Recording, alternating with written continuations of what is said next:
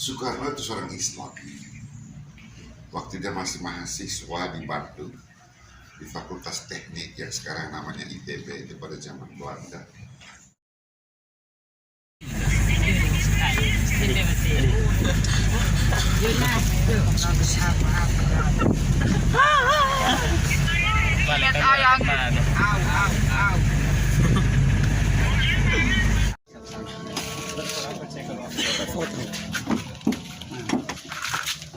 Sudah. Oke, ya sudah. Ya.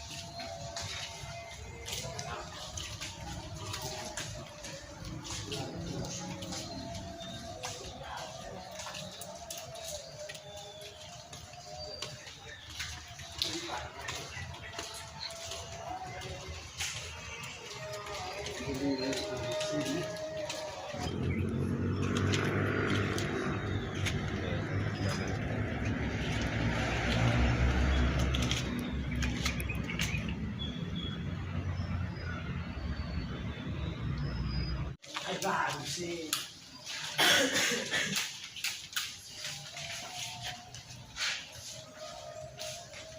Ya, sudah.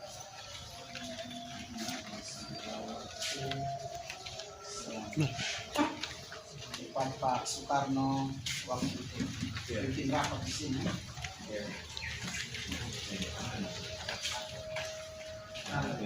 Keterangan juga ada di barang-barang. Saya cek dulu Pak.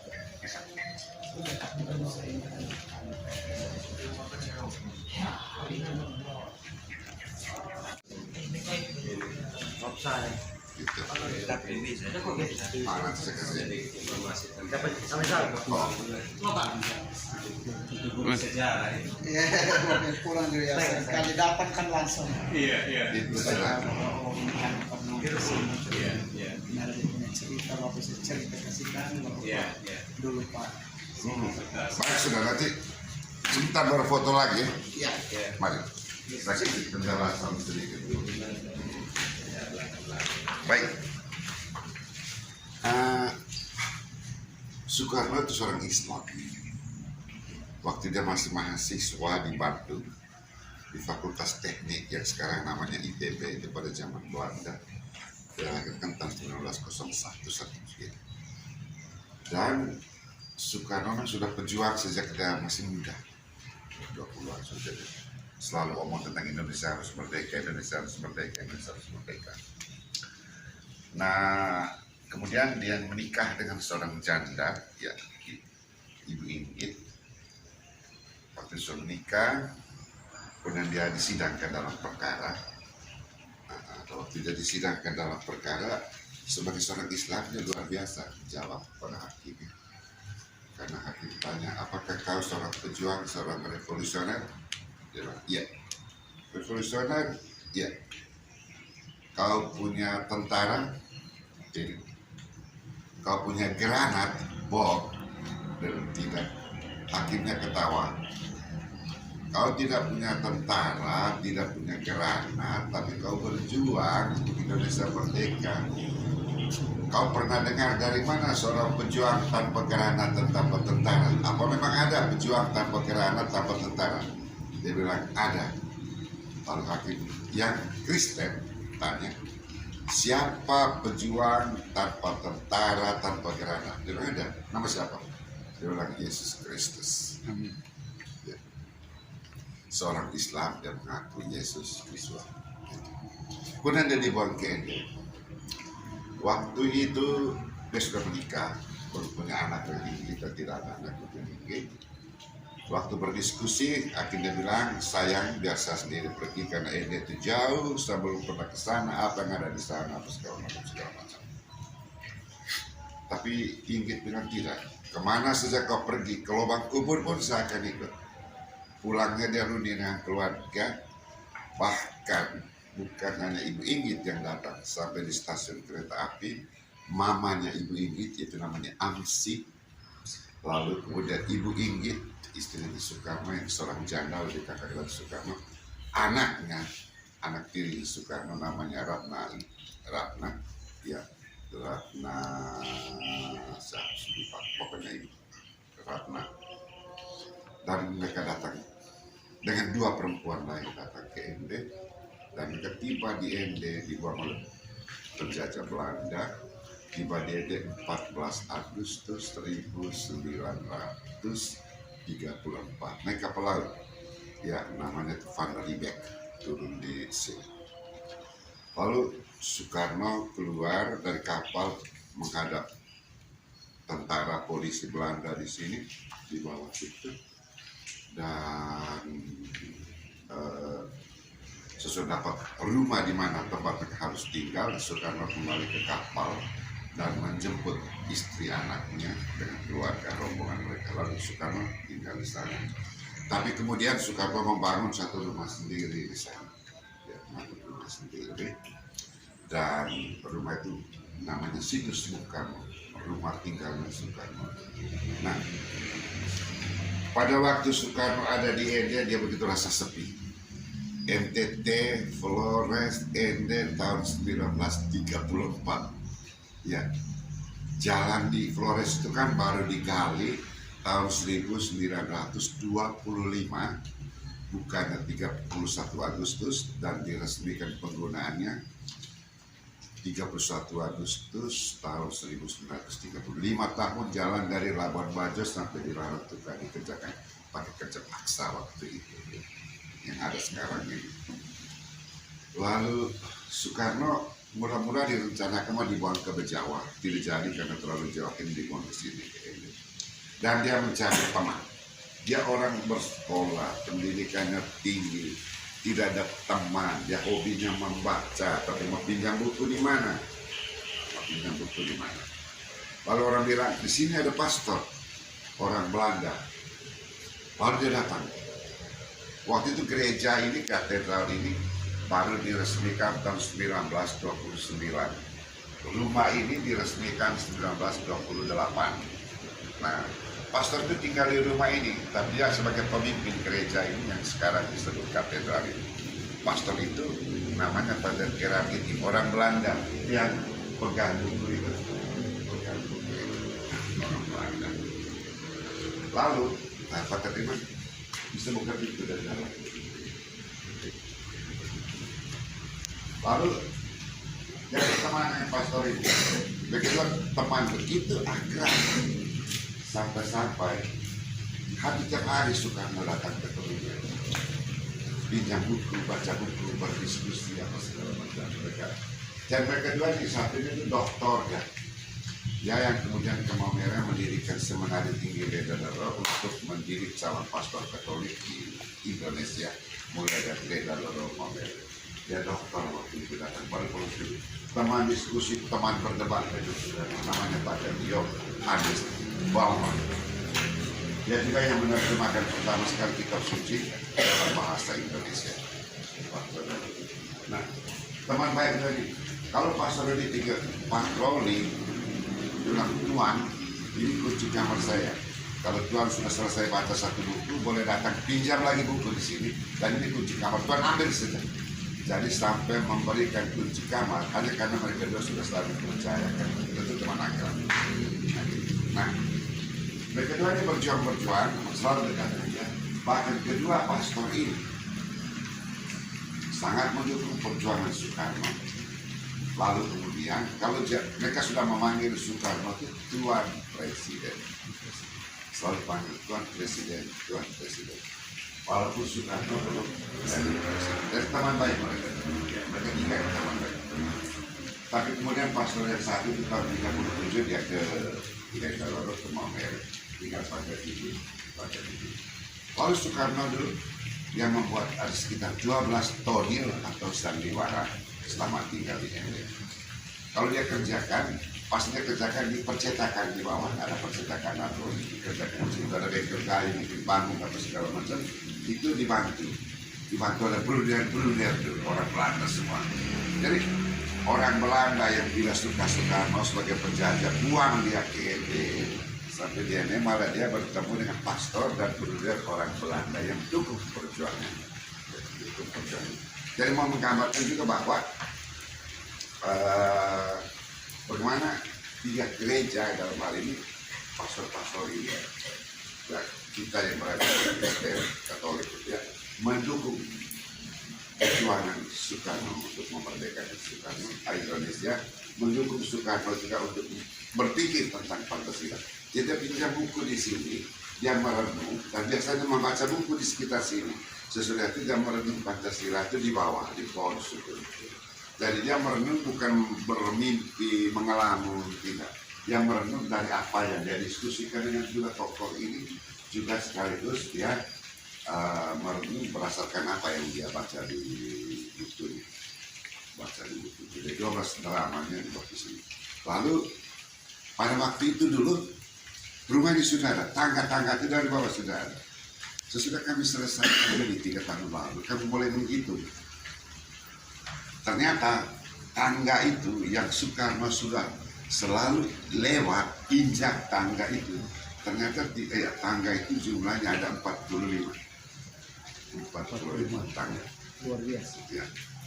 Dari sana belok ke sini itu ada 17 meter. 17 meter. Lalu lebar ini 8 meter. Kebetulan jadi 8, 17, 45. Jadi tanggal itu yang Soekarno pilih untuk menjadi tanggal kemerdekaan Indonesia. Dulu ada salah satu dramanya, namanya itu Dr. Saitan, dia buat satu tonil, ambil pasien dari kilometer 17 arah timur, dipikul pakai bambu,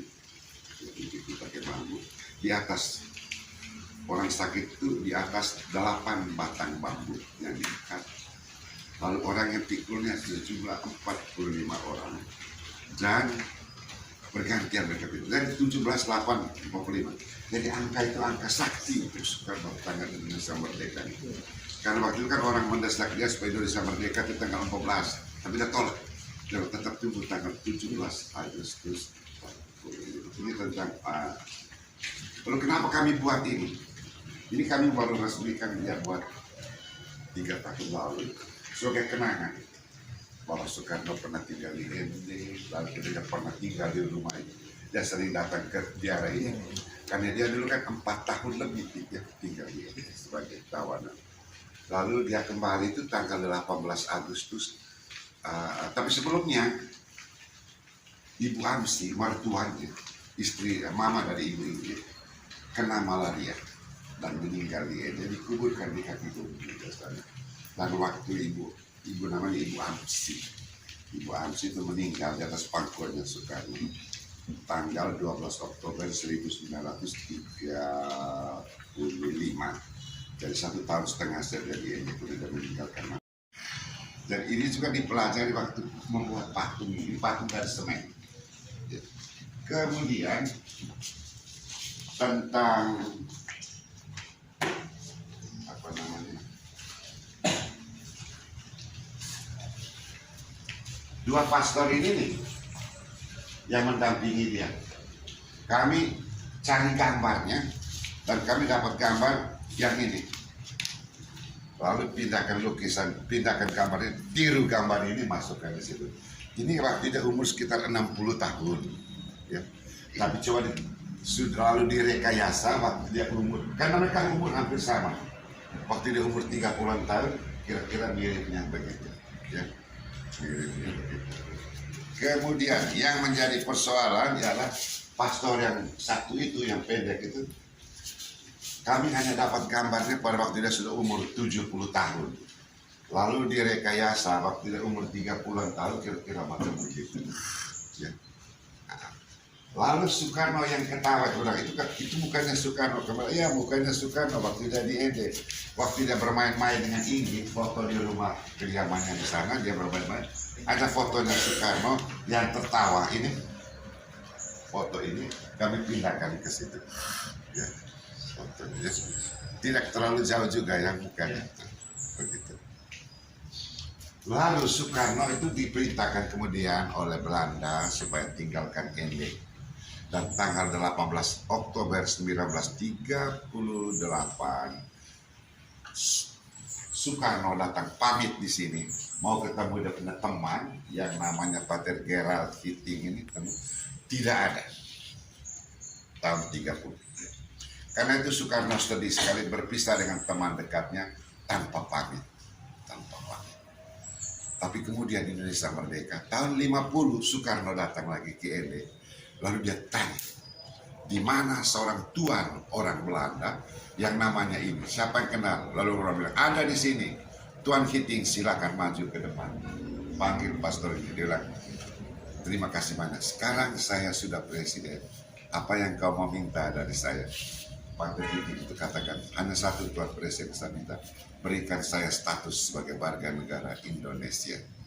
Lalu Soekarno sebagai presiden, sekarang hari ini juga sebagai presiden bisa memberikan kepada kau status warga negara Indonesia. Dari pastor ini kemudian ya dapat warga negaranya dari Soekarno. Dia meninggal di sini kemudian dibawa ke Mameret dan dikuburkan di Leda Muda pada itu tahun 53 mungkin dia meninggal. 3 tahun sudah ketemu Soekarno.